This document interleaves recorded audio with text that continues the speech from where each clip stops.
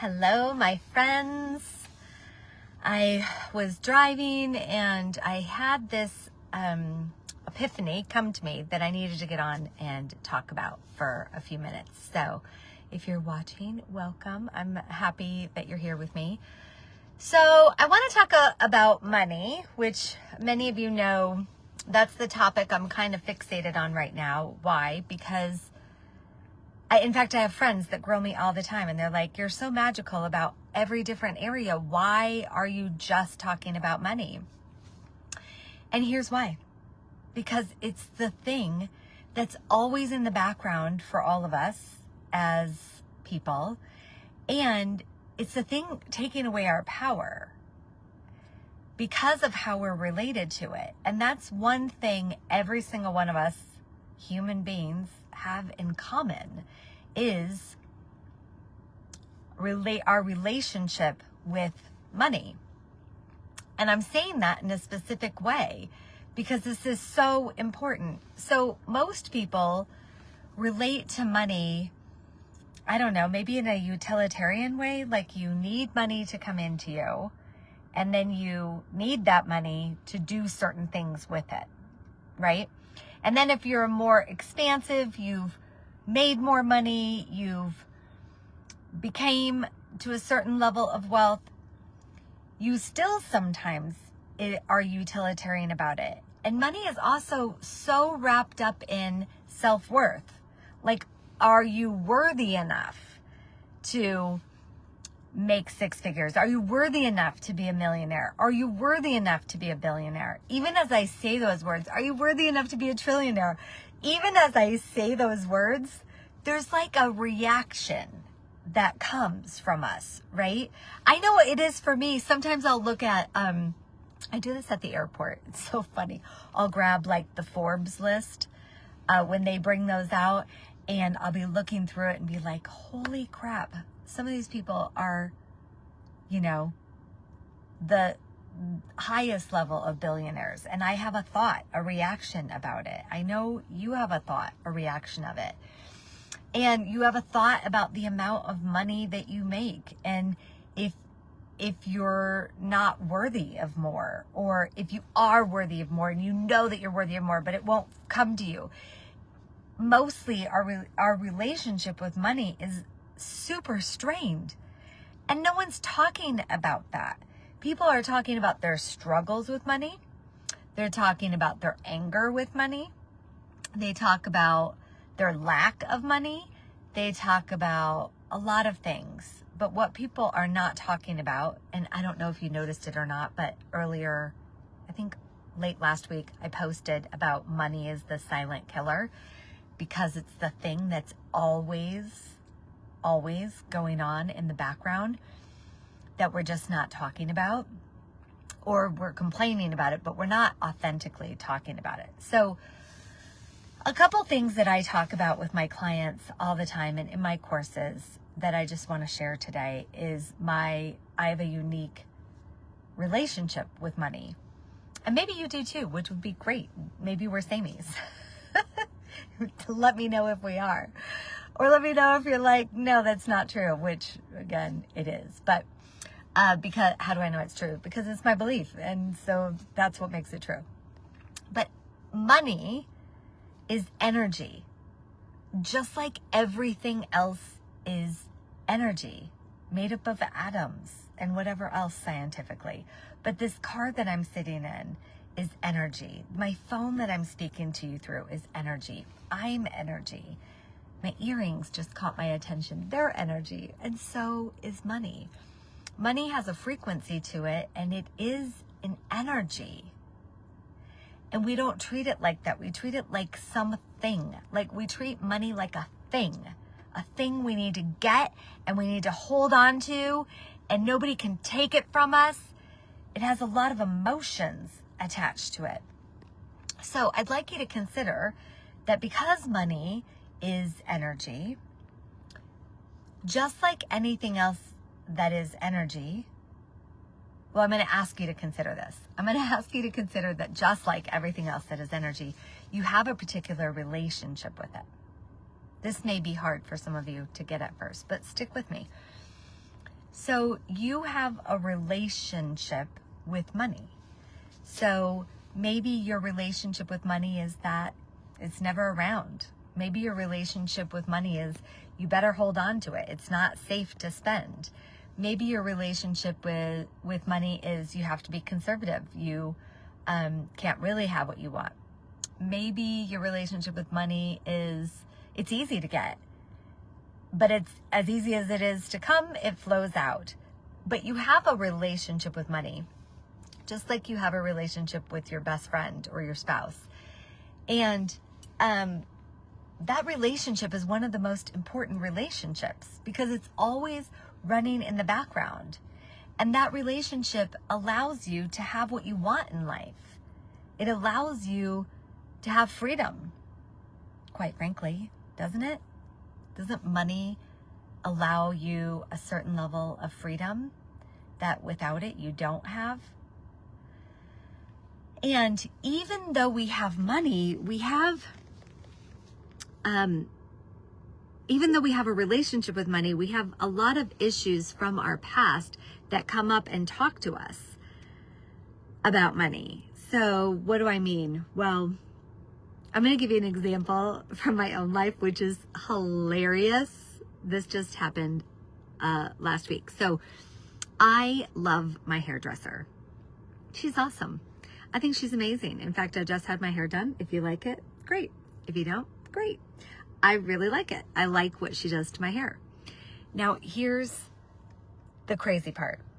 She is crazy expensive.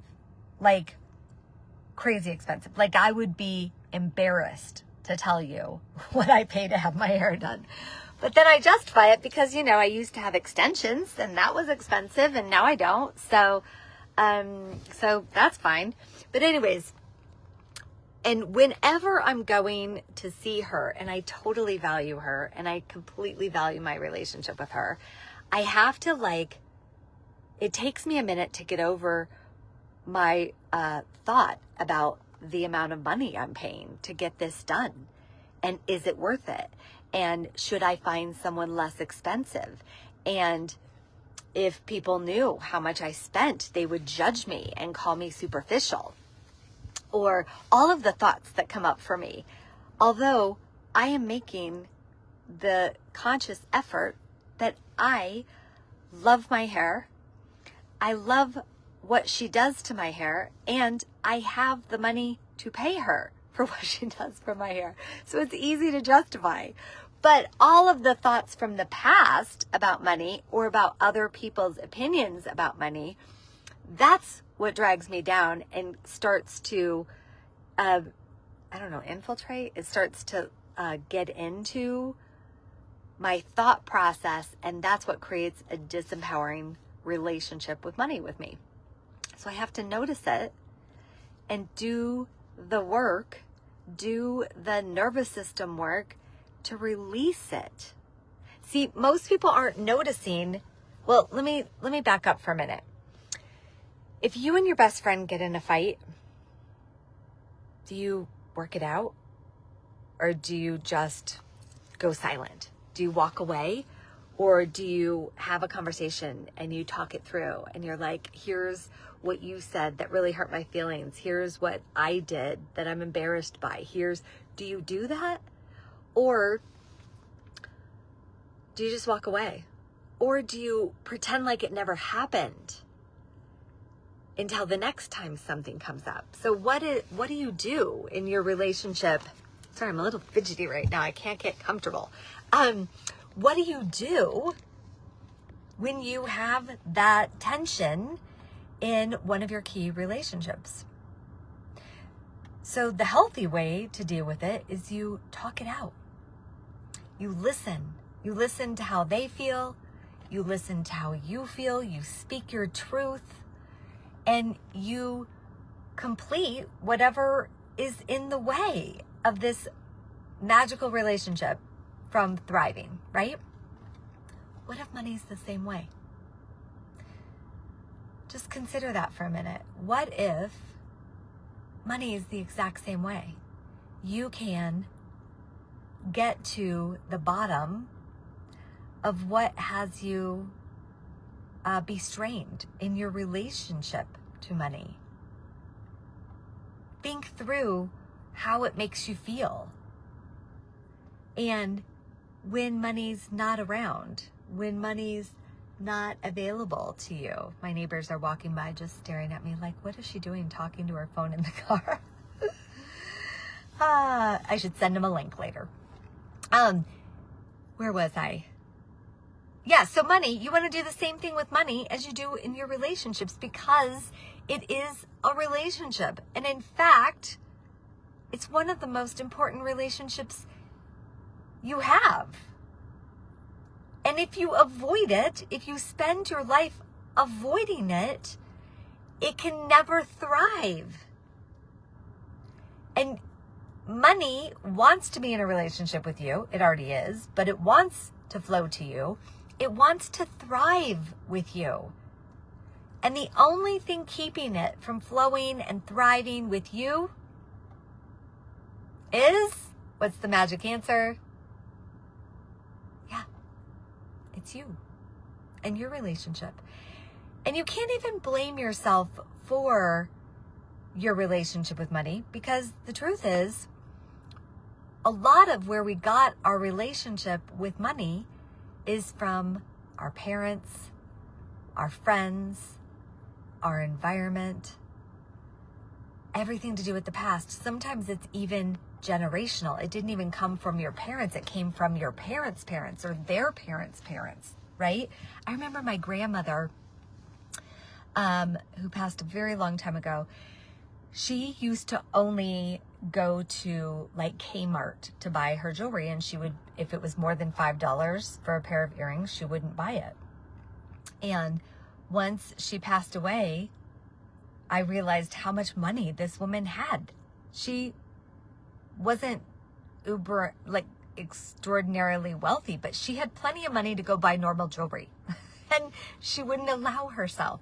And that wasn't because of her. It was because of her past, how she was raised, being in the Great Depression. All of those things influenced her decision with how she was going to spend money.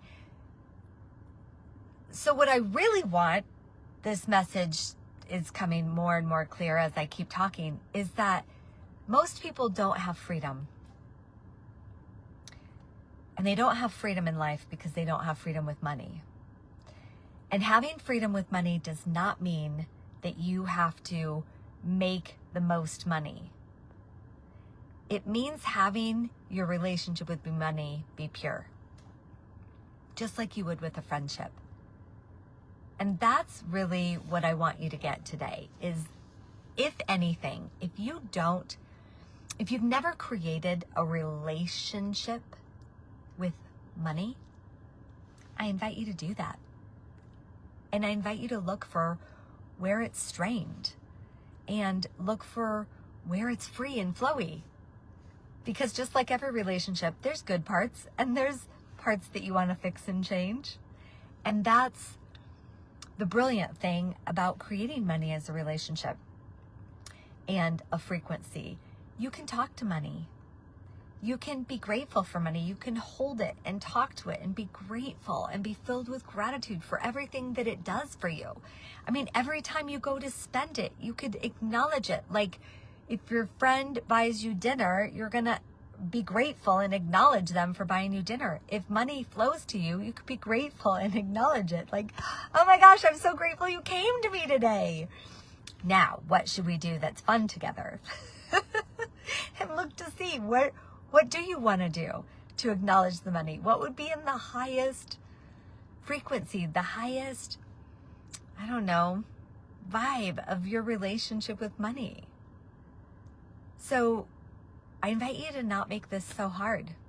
And I'm going to keep having these conversations because I hope that it causes a breakthrough for you having freedom, being limitless. That's what I'm really all about, is having people get that they are limitless.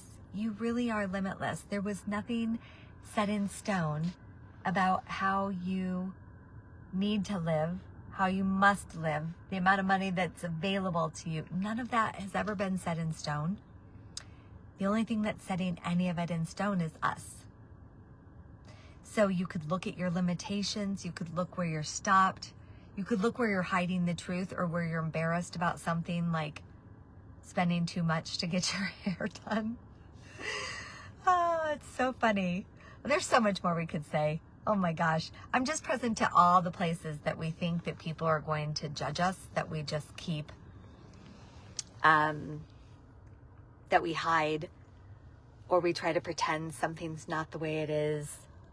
So I just want you to have freedom. So I hope this conversation gives you just a little petite or huge piece of freedom today. Okay? And I'd love to hear how this impacted you. If it did, and you're creating a relationship with money, I'd love to hear about it. I talk extensively about this in all of my courses, and I didn't want to hold it out for just people who do my courses, because when I let go of my last business a year and a half ago, the reason I did it after 23 years of owning a successful business, I let it go because I wanted to make a bigger impact. And I'm no longer going to keep that impact to just inside my courses. Yes, my courses are producing miracles for people, but I also want to share it with you and make a difference for you. So please let me know if it does. I hope you have an extraordinary day. You are amazing. Just remember that. And you can have anything that you want in life. Okay, see you soon.